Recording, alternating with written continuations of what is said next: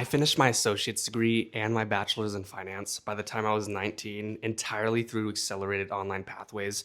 But when I first started, everyone asked me the same thing. Is an accelerated online degree actually respected by real employers? And honestly, it's a fair question. It was my number one thing holding me back before I pulled the trigger. And if you're watching this, it's probably the thing holding you back too. So today I'm breaking down why I chose this path, exactly how it worked for me, and the opportunities it unlocked for me.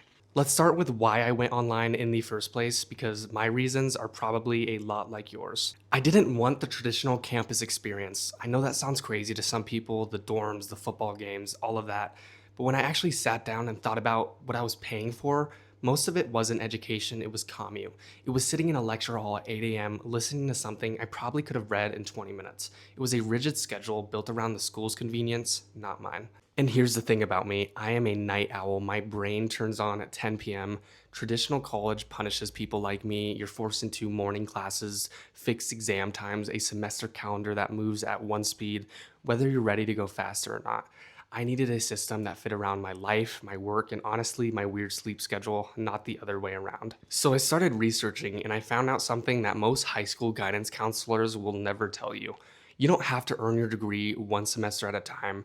There's a completely legitimate accredited path where you control the pace. Here's exactly how it worked for me. The core of my strategy was alternative credit providers, specifically study.com. If you've never heard of them, study.com offers real college courses online that transfer into accredited universities.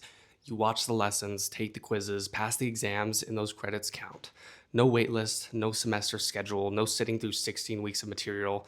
You could finish in 2. And that's the key word, could, because on study.com, the pace is entirely up to you. When I was locked in, I was knocking out 3 to 5 courses a month, not a semester, a month. Some months I did more. I'd sit down at midnight, headphones on, and just grind through lessons while everyone else was asleep. For the first time, being a night owl was an advantage instead of a liability. I stacked up the bulk of my credits that way. General education, business fundamentals, a huge chunk of my degree requirements, all before I ever officially enrolled at a university. Then came the second piece, WGU. Western Governors University is a fully accredited and it's built on a competency-based model, which means you move forward when you've proven you know the material and not when the calendar says you can. And because I walked in the door with so many transfer credits already done, I was able to finish my entire bachelor's degree in finance in a single term. Now let's talk about the number everyone asked about, cost. My entire degree, the study.com courses, the WGU term, all of it came in at under $6,000 total. Not per year, total. The average bachelor's degree in this country costs somewhere north of $100,000. Once you factor everything in, I mean, I paid less than what a lot of students pay on textbooks and meal plans. I graduated with a real accredited degree with zero student debt at an age when most people are just finishing their freshman year. Okay, so that's the how, but none of it matters if the answer to the big question is no. Is the degree actually respected? Do real employers actually take it seriously? Let me answer that with what actually happened to me. With that degree, I applied to JP Chase, one of the largest, most competitive banks on the planet, and I got hired as a banker at 19 years old. And here's what I really want you to hear. At no point in the process did anyone go, wait a minute, you did this online, you finished too fast, that doesn't count. That conversation never happened.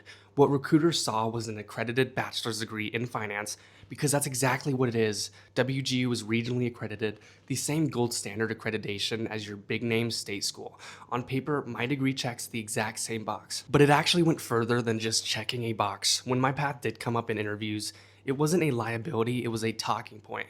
Think about what it signals when a candidate says, I completed a 4-year degree in a fraction of the time, self-directed, while managing my own schedule and keeping costs under $6,000. That's not a red flag, that's a resume in itself. And the degree didn't just open one door. After my time in banking, that same credential is what qualified me to go teach English in a foreign country, because most countries require a bachelor's degree for a work visa, and mine was done and paid for. While my peers were still taking out loans, that degree gave me the options. A banking job when I wanted it, the freedom to travel and go teach English in a foreign country because I didn't have debt of a state university on my back. So here's my final verdict, and I want to flip how you're thinking about this. You've been asking, will employers respect an accelerated degree? I think it's the wrong question. I think the right question is, what does an accelerated degree prove to you? Because here's the truth. Anyone can coast through 4 years of college. The system carries you. There's a syllabus, there's deadlines, there's professors reminding you what's due. But finishing an accredited degree in a fraction of the time, on your own schedule, with your own discipline, nobody carried you. You had to show up every single day with no one watching. That's not a shortcut. That's evidence. Evidence of efficiency, evidence of time management, evidence of the kind of self discipline that hiring managers spend their entire careers trying to screen for. I'm not special. I didn't have connections. I didn't have money. That's why I needed the degree to cost less than 6 grand. What I did have was a system, and I just followed it. So if the only thing stopping you is that voice asking, will this actually be respected? I hope my story answered it. And again, go on the internet, go on Reddit, YouTube, TikTok, search around, ask for people's stories, ask coworkers for their stories. You'd be surprised how much of your coworkers got a degree online from Western Governors University or SNHU, all of the online schools. I hope I answered all your questions. If I missed something, please comment it down below and subscribe to Degree Hacked for more content like this.